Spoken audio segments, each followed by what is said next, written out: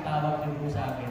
So ako po, isa lang sa Bayang Party List at yung magiging representante ni Kamara sa susunod na taon. So marahil po, servisyo para sa bayan RP. Ngayon, ano po ngayon sa iyo? Pero ang ginawa po natin, kung may para sa Ilocano, yung Anwaray, para sa mga Waray, at marami pang iba, ang SPP City, pinuupo ng mga taga Quezon City, dahil po sa scholarships ng mga bayan. Kung dadarahin, pag-aapit pangako, at kasama nila sa papunlan, ay matulungan.